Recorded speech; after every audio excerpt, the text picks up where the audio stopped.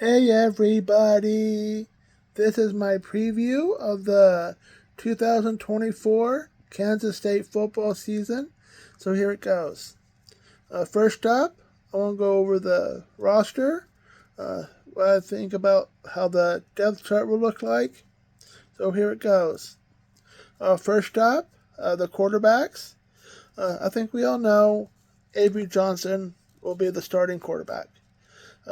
But I think Taquan Roberson, transferred from UConn, will be the backup. So I think he'll be the backup behind Avery Johnson.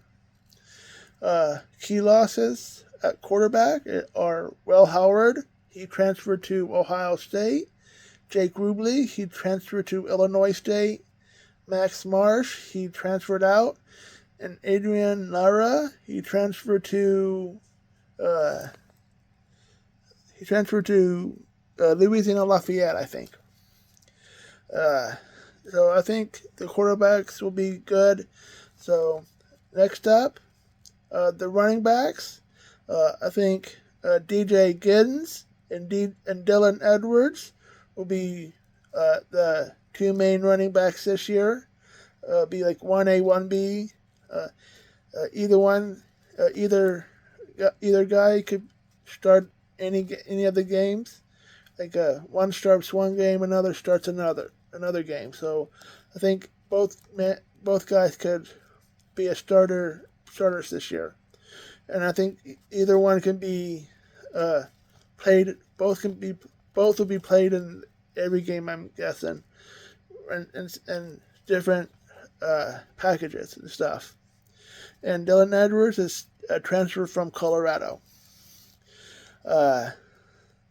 Key losses at the running back position are Trayshawn Ward. He transferred to Boston College, and Anthony Frias. He transferred out. So I think the running backs is good.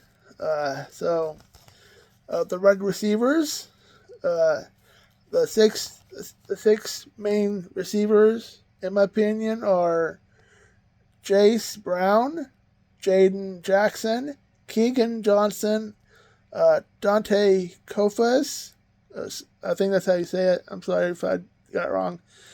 Transfer from Penn State. Trey Spivey, how you say it? I'm sorry. And Sterling Lockett. I think those are the six main receivers this year, in my opinion. I think the whole wide receiver group, every receiver, I think are pretty good. But I have to say, the receivers this year have to do better than they did last year, in my opinion. They have to be better than what they did last year. Last year they were pretty average. Last year, the receiver core, but this year they have to do better, in my opinion, extremely better than they were last year. Key losses at the for the receiving core are Xavier Lloyd. He transferred to Illinois State. A big loss, in my opinion. R.J. Garcia. He transferred to Bowling Green. Wesley Watson. He transferred to Texas A&M. And another big loss, in my opinion, is Phillip Brooks. Next up, the tight ends. The two main tight ends this year are Garrett Oakley and Will Swanson.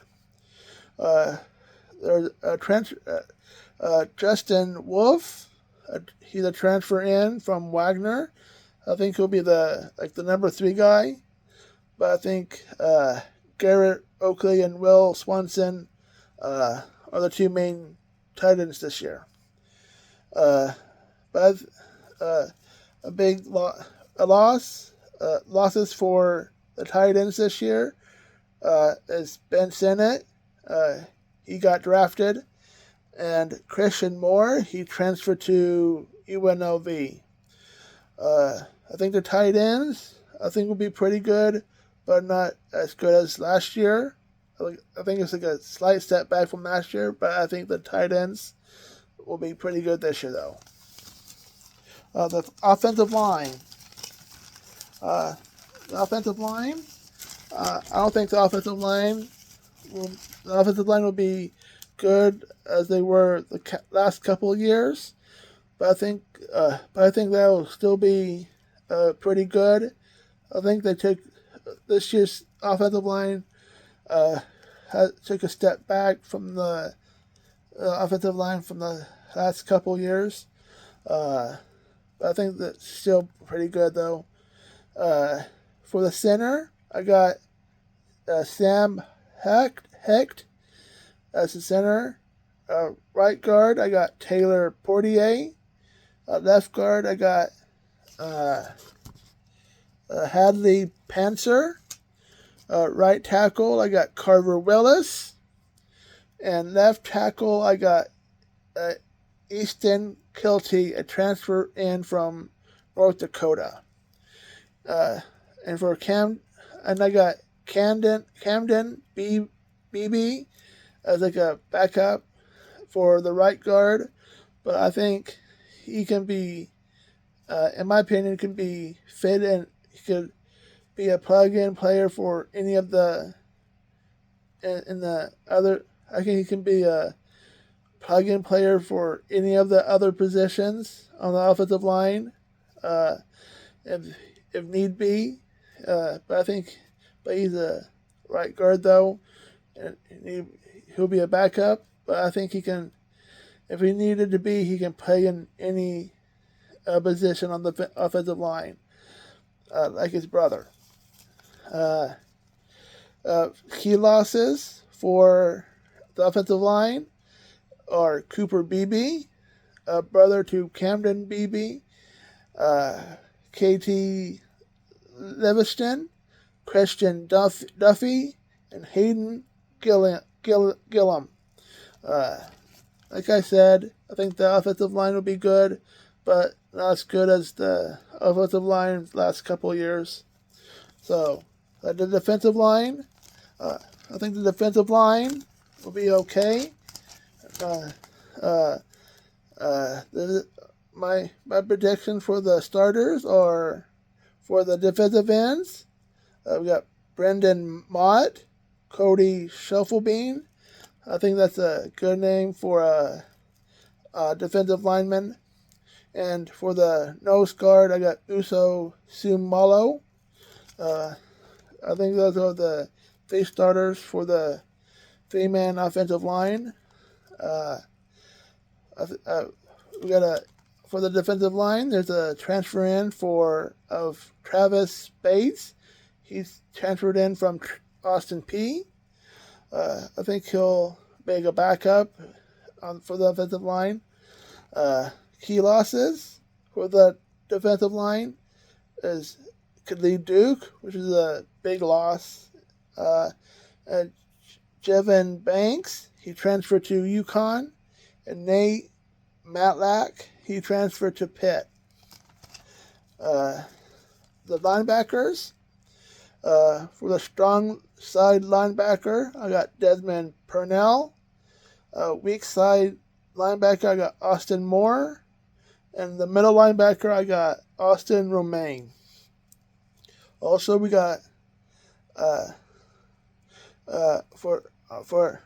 got transfer in from New Mexico and Alec Marinko. He's a transfer in, and I think he'll be like one of the decent backup this year. Key losses for the linebacker core are Daniel Green, Jake Clafton, and Kobe Savage. Colin Dunn, he transferred out, and Jordan Perry, he transferred to Troy. I think the offensive line, linebackers will be good, really good this year, but not great. Okay, next up. Uh, for the defensive backs, for the jack position, I got Jordan Riley, a transfer from Ball State. For the cornerbacks, I got Keenan Garber and Jacob Parrish. For the strong safety, I got VJ Payne, another good name for a defensive player. And for free safety, you got Marquis Siegel. Also, we got transfers from of Quentin Rice, transfer from BYU, and Jordan Dunbar, a transfer from Rice. I think the secondary will be good this year. Probably not great, but good enough, I think. Key losses for the secondary is Will Lee. He transferred to Texas A&M, and Jordan Wright, who transferred to UConn. A lot of players are going to UConn, looks like. So, special teams. For the kicker, I got Chris Tennant. He's been our kicker for a few years now, or a couple years. And for the punter, I got Simon McClannon. Coaching, notable coaching changes. It's on the offensive side. Key loss, Colin Kine. He, the offensive coordinator and quarterbacks coach. He went to Texas A&M. Connor Riley got promoted up to co-offensive coordinator. He was the offensive line coach, and he got promoted up to co-offensive coordinator, along with Matt Wells. He was the head coach at I think Utah State and Texas Tech. I know he coached at Texas Tech, but I think he coached at Utah State as well. Another program out west, but I think it's Utah State. So those are the major additions to the coaching staff. So that's for the. So next up, the scheduling. The schedule. This year, I think we have a pretty manageable schedule this year. I don't think it's too easy. I don't think it's too easy or too hard. I think it's in the middle of the road and strength of schedule, in my opinion. The first game, we got K-State got UT Martin on August 31st. I think an SCS opponent. This should be a blowout. I think this should be a blowout win for K-State. This shouldn't be close.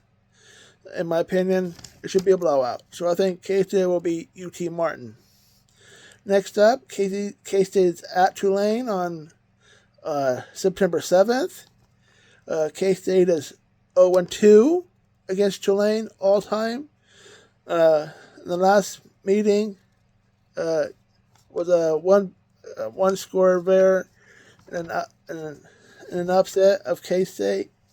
Tulane upset K-State 2 years ago. But this year, I think K-State will go to New Orleans. I think it's New Orleans, it's where Tulane's at, and get a win. I think it'll be a somewhat close game. I think it'll be close, but I think K-State will win at Tulane. Next up, K-State will play Arizona in a non-conference conference game on September 13th, a Friday night game. This is what I call a non-conference conference game. Arizona, a new member to the Big 12 Conference. I think this will be another close game, but I think K-State will beat Arizona. Arizona has a new coaching staff, and I still think will be some. Arizona will have some growing pains, but coming into this game, and so I think K-State will take advantage of that and get a close win. Next up, K-State's at BYU on September 21st. I think this will win. I think this is a win. BYU is in the bottom half of the conference last year, and I think that will continue. That will be continued to this year. I think BYU will be in the bottom half of the conference this year as well. So I think this will be a win for K-State. Go to and get a first win of the first conference win. Next up, K-State will play Oklahoma State on September 28th. I think this Oklahoma State has the most experience and returning production in the Big 12. Returning production this year in the Big 12.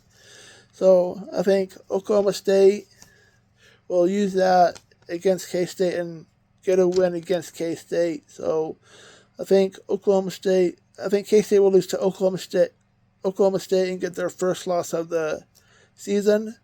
Oklahoma State has had our number for a while now. Oklahoma State has had K-State's number more times than not lately. So I think that will continue this year, and Oklahoma State will beat K-State. And K-State will have a bye week after Oklahoma State. Then after the bye week, K-State will go to Boulder, Colorado to play at Colorado on October 12th. I think this is a win. I think K-State will bounce back and win in Boulder. I think this should, in my opinion, this should be a two-score or more. This should be a two-score or more win. Anything if K-State loses or it's a single-digit score, it's a disappointment. A big disappointment. If it's a loss or a single-digit win, it's a disappointment. This should be a double-digit win, in my opinion. It should because I think K-State's way better than Colorado, and it should be a double-digit win, in my opinion. So I think K-State will beat Colorado. Then on October 19th, K-State will head in the opposite direction and go to Morgantown to play at West Virginia. And also, I think this will be a close game, a really close game. This is usually an even matchup, but I think K-State will go into Morgantown and get a win, a close win. Next up, K-State will come back home to play Kansas on October 26th. Until further notice, this is an automatic win for K-State. I think this will be an even matchup. I think it will be a close game like last year. But until KU can prove it, this is an automatic win for K-State. So I got a win. So I got K-State beating Kansas for the 16th straight year. Next up, K-State plays at Houston on November 2nd. Houston kind of stunk last year. Got a new coaching staff this year. I think Houston will be about the same as last year, probably a little bit better. But I think K-State will get a win at Houston. Then after that, K-State got a bye week. Then after the bye week, K-State will play Arizona State on November 16th. And I think this is a win. Arizona State is a below average team, in my opinion. They haven't been really good the last few years, so I think this will be a win. So next up, K-State will play Cincinnati on November 23rd. And Cincinnati wasn't very good last year. I think they'll be about the same as last year, though. So I think this will be a win for K-State because I think Cincinnati will be about the same as last year. And last year they weren't very good, so I think this will be a win. Then the final game of in Cincinnati was a senior night for K-State. Then finally, the last game of the season at Iowa State for Farmageddon on November 30th. I think this will be a loss. Iowa State, the last few years, has had K-State's number. So I think this will be a close game. But I think K-State will lose to Iowa State. So I think Iowa State will beat K-State to end the season. So overall, I think K-State will go 10-2 overall with a 7-2 conference record. I think K-State will make it to the Big 12 championship game. So that's it for my prediction, for my preview for the 2024 K-State football season. So that's it for me. Go State and EMA.